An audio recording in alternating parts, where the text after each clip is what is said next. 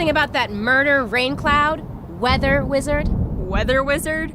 Who's the other one? Sunshine sorcerer? It's Mirror Master. Yeah, you learn not to question Flash's villain roster.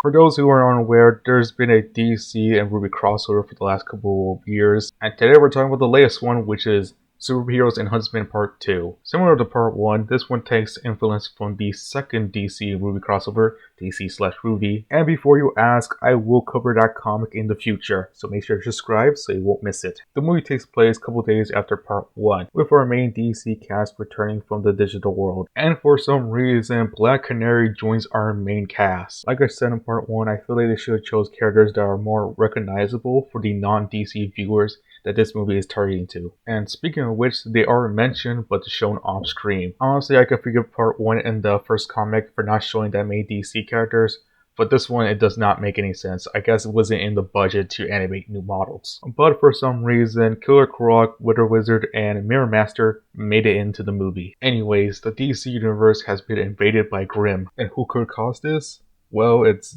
Kilmore. He's back. But this time, it's been revealed that he's been working for someone else. Anyways, the Justice League need more help, so they summon Team Rwby to help them. And together, they split up and look for clues while also eliminating Grimm. During this, they go to the most iconic places in the DC universe. Except that it's kind of hard to tell because they look like generic cities. You expect me to tell this was Gotham City by a first glance?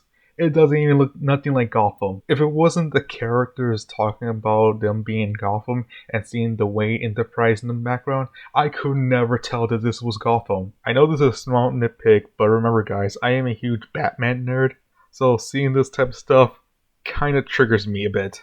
Not to mention that there's barely any normal people throughout this whole film. Anyways, after a cool ass fight, they can't figure out who's behind this.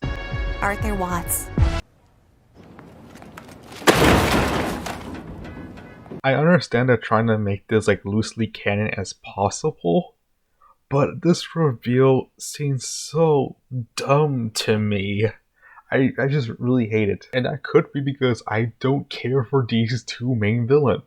Honestly, the saving grace of this entire film is just the characters interacting with each other. And of course, the cool ass fight scenes, they're really good. Let me know what you guys think about this movie in the comments below, and I'll see you guys next time.